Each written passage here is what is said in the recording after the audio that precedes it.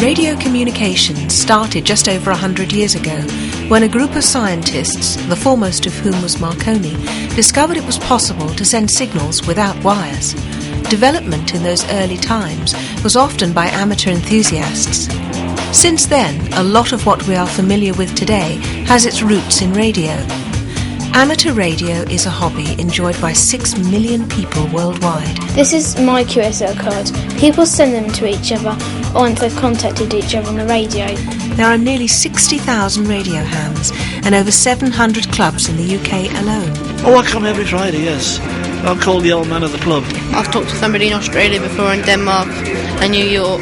It is a vibrant and interesting pastime that spans all age groups, nationalities and languages, and can lead to exciting and adventurous careers, even in space. What do you do in your spare time? Over. Look out the window and take photographs of the Earth. Over the next few minutes you will see and hear what amateur radio has to offer. Amateur radio is a worldwide passion, shared by hundreds of different cultures and spanning all age groups. Some remote and exotic locations have hardly ever been contacted by radio. This is where D-Expeditions come in. Teams of pioneering amateurs set up temporary radio stations in new and different places. We've been to Ghana, Togo, Benin, Ivory Coast and now Burkina Faso.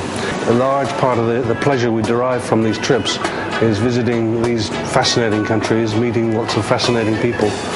Even the UK's rugged coastline offers some challenging opportunities. We have enough experience of offshore expeditions to feel that this was going to be a very pleasant day out. OK, then as long as you've got that OK. Director by the Bureau. Amateurs around the world queue up to contact these rare and distant stations, which are the focus of contests and competitions, sometimes under very difficult conditions. I worked 131 stations the first night, and it was absolutely great. My ears are still ringing though, and let's hope the static's kinder to us later on.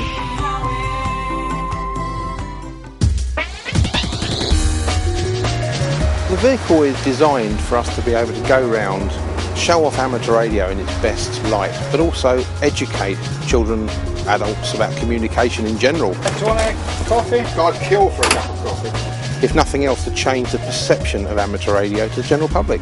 Good morning, class. Good morning. What do you think that is? An alarm bell. No, it's a radio. What you're hearing is a tune. If you listen to the letter L, for instance, did it. The children are very, very motivated and see it as a really interesting day.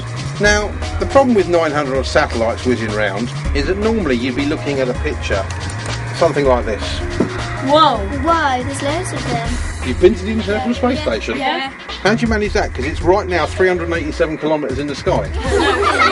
I've got a class of children here, anxious to have their first go at trying out radio from GB4 FUN. Hello, Brian. I take it you're enjoying the sights and sounds of the vehicle. What have you escaped and got out of instead of... Assembly.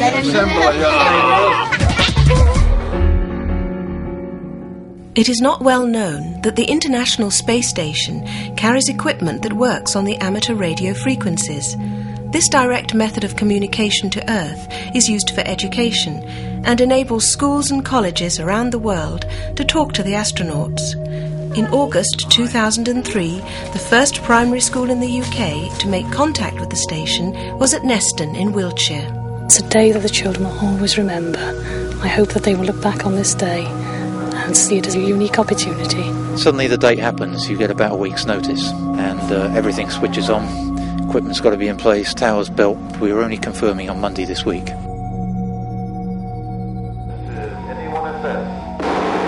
NA1SS, G4JQX, yeah, traffic signal from you, Ed. Are you ready to take the first question? Sure am, I forgot you loud and clear too. Thanks very much. My name is Rebecca. What do you do in the spacecraft? Over. Hello, Rebecca. Well, we have a lot of things to do up here. Life is actually quite busy. My name is Alex. How do you get your electricity? Over. Well, Alex, we obviously can't plug ourselves into the power station like you can on the ground. So what we do is we have big solar panels outside the space station. My name is Lucy. How can you tell when it's night or day? Over. The easiest thing is to just look down on the ground, because if you can see the ground very well, then you're on the daylight side of the Earth. Okay, fantastic.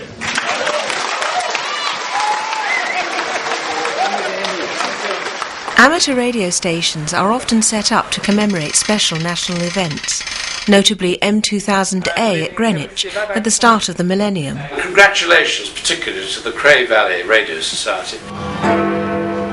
This is Mike 2000 Alpha, it's Brown Riggs here, wishing all of you in New Zealand, ZL6A, a very, very happy millennium. In June 2002, a radio station, GB50, was set up on the North Terrace at Windsor Castle to commemorate the Queen's Golden Jubilee. Patron of the Radio Society of Great Britain, the Duke of Edinburgh came to visit the station's activities.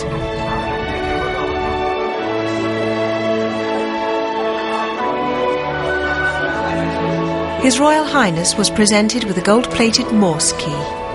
GB50 remained at the castle for 2 weeks and made 48,000 contacts with 202 different countries. Hi, I'm Andrew Finch, M3FMA. I've got this award because I'm the 5000th Foundation Amateur. In the past few years, the Radio Society of Great Britain and the government's Radio Communications Agency have developed a foundation licence for amateur radio. This makes entry to the hobby more accessible. Andrew was the lucky winner of the 5000th award. What happened was we went for a tour around Baldock, which is a monitoring station in Hertfordshire. I was presented with a government award and my radio, which is an FT817. M3CDS, this is M3FMA, are you there, over? I first got interested in radio when I went to my scout hut. They had a station set up and we got to send a message to another contact. How are you doing today, over?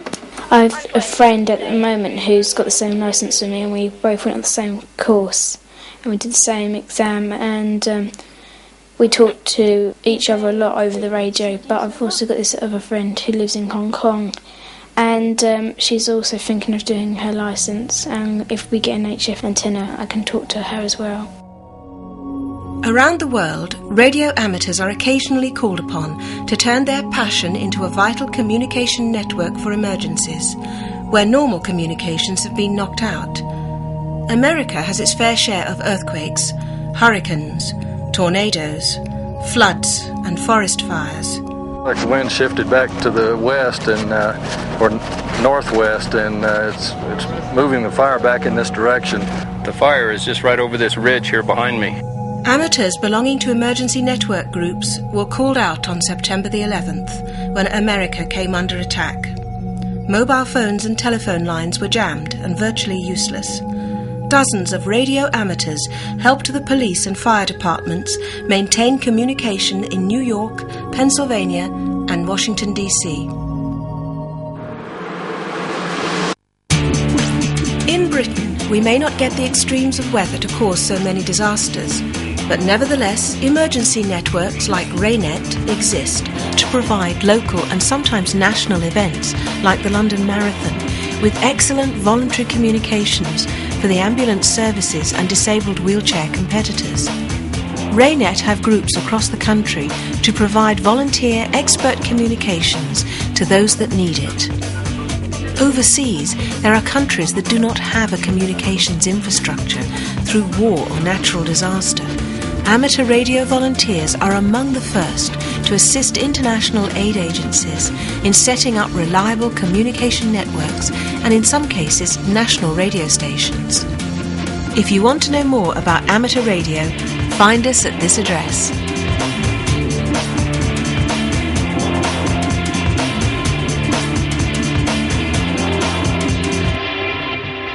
These are people who in any other realm would be called professionals.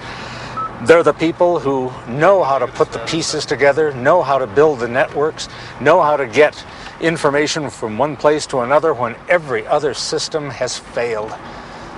I don't think that's amateur.